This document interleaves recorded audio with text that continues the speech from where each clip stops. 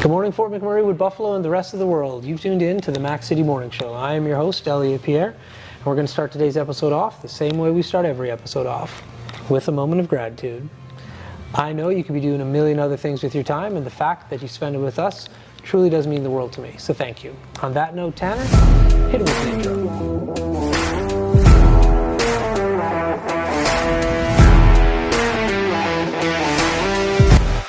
How's it going, you guys? It's Jake White, JJW, coming at you from Norrell Toyota in Fort McMurray. Just wanted to say hi and come on down, check the place out. Hi, my name's Richard. I'm the service manager here at Norrell Toyota. Hi there, I'm Adam. I'm here at Norrell Toyota. I'm a product advisor. Hi, I'm Cass. I'm the appointment coordinator. Happy to help you. Hey, it's Keith Simpson here. I'm the general manager of Norrell Toyota, soon to be Fort McMurray Toyota. Pretty excited for a new dealership. As you've seen, you met all my staff. These guys are all my family. We're here to take care of you. Come on down and be part of our family. And we are back. Big shout out to Norrell Toyota, our title sponsor for today's episode. We really do appreciate your ongoing support. As everybody at home knows, I do not introduce my guests because they can do a better job at that than myself. So can you please tell everybody at home who you are and what you're about? Well, my name is Lorna Ash. I would say I am a facilitator of philanthropy, and I am the executive director of the Local Hero Foundation. Okay, and so what is the Local Hero Foundation? Local Hero is the helicopter emergency response organization. So basically an ambulance in the air. Okay. So we service the entire region.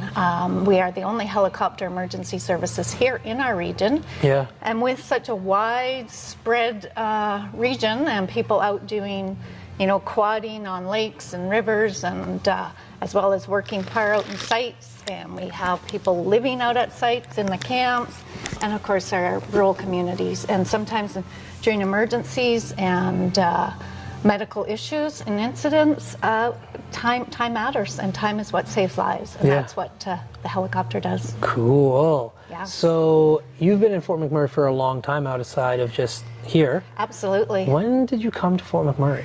Geez, I don't know if I can give you the year, but it's been over 20 years. Okay. My daughter was in grade 6, that's what I remember. Okay, Yeah, that's awesome. yes. So you've seen a lot of growth then? I have seen a huge ups and downs and turbulences and everything over the years, yeah. So what brought you here originally? Family, opportunity. It was a big scary thing at the time, and but haven't wanted to leave since. It's just one of those communities. I mean, we all say it. People say they've come for 5 years. I don't think I ever had a time frame in mind. Yeah. But had you said at that time that I would still be here, I don't know if I would have agreed. Yeah. But here I am, and my daughter's gone off to university. She's come back. She's made her life here as well. So. Oh, nice! Yes. I didn't know that. Yes, that's absolutely. Awesome. Yeah. Very cool. Where did you come from originally, though? Well, I grew up, from the time I was 4 years old, so my dad was in the Navy, so I was actually born in Halifax. My parents are both from Newfoundland, Okay. so I think somehow that's what got me here. Yeah, facts. That is facts. Yeah. But I did grow up on Vancouver Island in Victoria. Oh, okay. Yeah, so it was quite culture shock. The first winter was, I think my first winter, the first time driving through ice fog, you're sitting at the lights and then everyone goes and I'm sitting there going, I can't see a darn thing. Yeah. I thought, where am I? What am I doing here? Oh. So obviously I grew up here. Yep. I've never thought about that before. But yeah, when you accelerate off the line, you have all the fog from the exhaust. Yep. But that's just normal to me. I would never have thought that being weird. First time I hit it, I was like, okay, now what do I do? Yeah, because you don't want to, you're just driving into literally nothingness. Nothing, yeah. Banking on the fact that the person in front of you went. Yeah. Interesting. Yeah. My mom tells me a story when she first was driving, and they moved here in the 70s. She was like, she said she was going down Thicket Boulevard, and she didn't know. She's from South America. Yeah. It was icy, and all of a sudden the car just started to spin. And she was just like, she's like, I didn't even know cars could do that. Like rubber spinning on, like, it just was a wild concept to her. Yeah, Okay. I did one of those crazy moves too. Yeah. Don't ask me how I did it, but I did it. Yeah, the car has a mind of its own when it's like icy on the road. Yeah. Okay, so Vancouver Island. So what part of the island? I grew up in the Western communities. Okay. I don't know if you know where that Goldstream Park.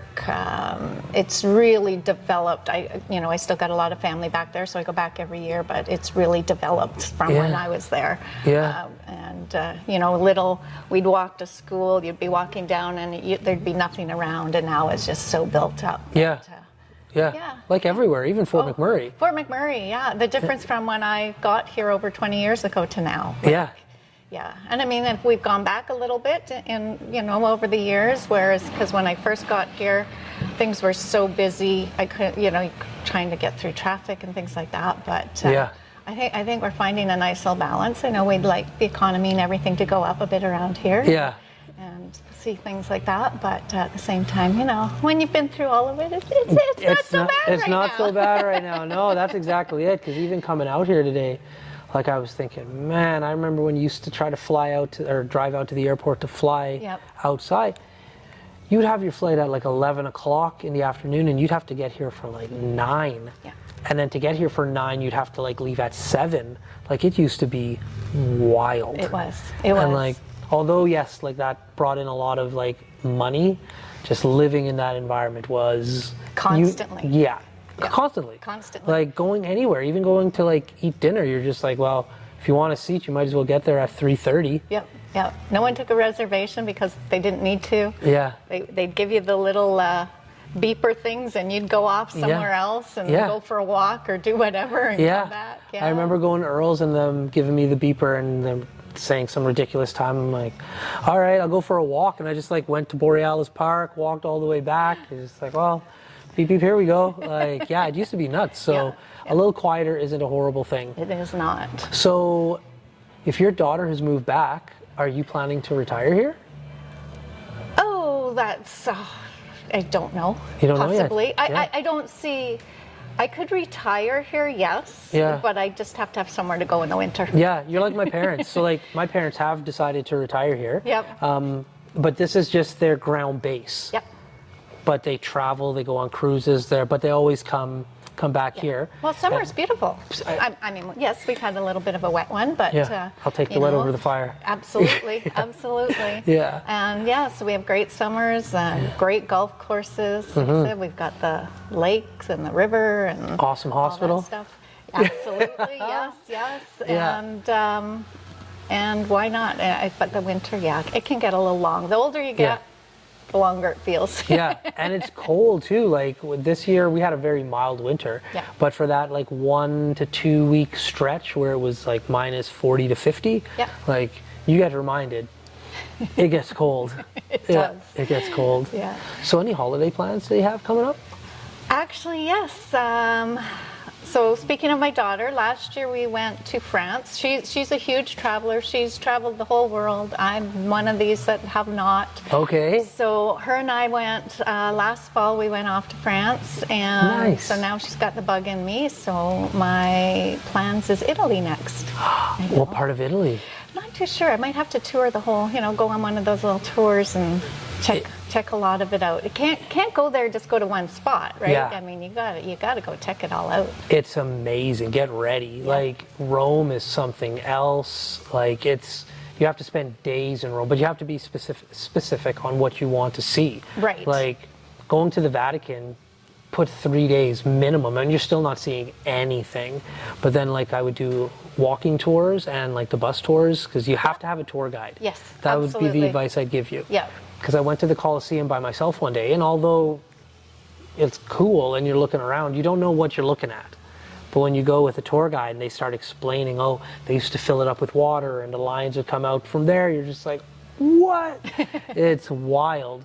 But like, there's other places outside of Rome that you should check out as well. Oh, for sure. So the first thing I'll start doing, because this is just a new thought that just came to mind. So, for me, I'm like, get on, do all my research and everything. I got to know all the go over all the history, because it's been Yeah. a lot of years since I've done history. Yeah. Go over all the history and everything, and Yeah. just know exactly where I want to go and what I want to hit up. Is it food or like locations? Like when you travel, like what is like the draw that you're going for? Well, I'll tell you, going off to France and Paris, one of the things I don't eat much of is like gluten and things like that. But people had told me, like, well, you got to try it there because it's different. It's different. Yep. And absolutely, I had no issues. Pastries every day, pizza, all these, So yeah, definitely food is a target. Oh, nice. Yeah, you're in for a treat then. Yes, yeah. I'm assuming just, that's all fresh made every day and things like that. None of the chemicals in it that we're used to or don't get used to. And it doesn't look like anything that you're used to ordering. Right. Like when I was over, every time food came out in front of me, I'm just like, what is this? Because you would like, for one, the menus aren't in English. Right. So you're trying to figure out in Italian, and now it's different. I traveled there years ago. Now you have phones and translators, but you weren't 100% sure what you were ordering. And then when it came out, like when I would order shrimp, for example, I know what a shrimp in this country looks like. Shrimp over there, you're going to get the whole thing. And at that time in my life, I'm like, I don't know what to do with this, or even pizza over there. Like, oh yeah, it's an experience. Nothing. Exactly. Yeah. So are you adventurous with like what you eat? I wouldn't say that. I went a lot of years, especially as a young kid. I mean, my mom trying to get vegetables in me. She'd have to peel me a carrot every day. That was my vegetable, the only one I would eat. And, she started with, you're not leaving the table until you eat. Well, she'd get bored and go, okay, get out of here. Yeah. So That's did right. what she could. But of course, over the years, I've gotten a little more creative and experienced a lot more. Nice. Yeah. So who's all going on this trip with you? I have no idea. You've just decided you're going to do it, and that's where it heading goes. over.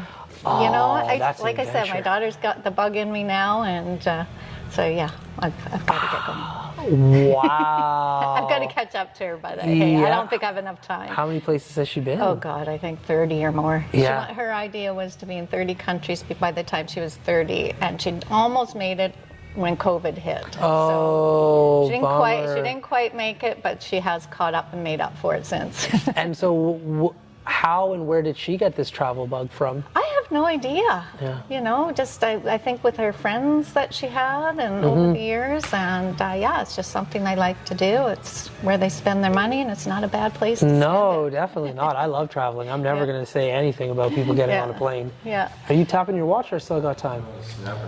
Okay. 2 minutes. Sweet. All right. So let's talk a little bit more about these helicopters. So now that we know a little bit about the program, Yep. what is the goal over the next summer and winter? Like, what is the organization trying to achieve? Well, what we're always trying to do is fundraise. This helicopter, we are dependent on donations, grants. We receive some money from the municipality. We get some from the province. Yeah. And then, but of course, it doesn't cover what we need to fly it. For every hour mission, just on maintenance and fuel is $3,100. Wow. I know, crazy, hey? Yeah. And then again, in a widespread community where things are growing in our region, we are going further and further. So a lot of our missions are actually more than an hour. A couple of weeks ago, we were out at one of the sites, and because it was someone having heart troubles, they had to fly them directly to Edmonton. So I mean, we can pretty much fly anywhere. Yeah. It's just we need fuel. Yeah. So where they were picking up the patient, they were actually able to fuel up while they were getting the patient stabilized and into the helicopter. Right. So they got fuel in the meantime, and then were able to make it all the way to Edmonton and then refuel to come back. But considering that and the costs, and there's never a charge to the patient. So this is a service. It came out of the goodness of the hearts of the founders, Paul and Andrea Spring. Paul used to do ad hoc services with his Phoenix Heli Flight. So he was always providing those ad hoc services. He'd get these calls, and then as the community got busier and busier, and he's like, you know what, we need a dedicated service, and this is what they did. They came up with this, and said we need people available, and we have the 24/7 service. So they have the night vision goggles, and So cool. so operating at night, and yeah. That's wild. Well, listen, unfortunately, Tanner tapped his watch, so that means we're out of time. But before I cut you loose, everybody gets a shameless shout out or plug. So I have the mic, the camera, the lights. Have fun. All right, so I just want to actually send out a ton of gratitude. This started with gratitude. I'd love to share some more. I never like to miss an opportunity to thank all the donors, the sponsors, the volunteers. We have so many amazing people in this region. I know there's a lot of places you can be spending your money, but when you're supporting the charitable organizations in this town and in our region, you're doing a huge impact, and it's what's making this community thrive. So keep it all up. Thank you. There we go. Well, for McMurray, Wood Buffalo, the rest of the world, that's been another episode of the Mac City Morning Show. From the bottom of my heart, thank you very much for tuning in. Big shout out to our title sponsor, Noral Toyota, as well as Carrie from Patchouli Rose and the beautiful people at Coldwell Banker. Hope everybody at home is having a great day, and we'll see you tomorrow. Peace. Hi everyone, it's Carrie with Patchouli Rose here at Thickwood Barbershop. If you're wondering what to get your loved one this season for Valentine's Day, I make an all-natural anti-aging skin serum called Good Skin. It's good for men and women, and it's available for purchase here at the barbershop, downtown at the corridor shops and events, and on my website. Thank you for your support.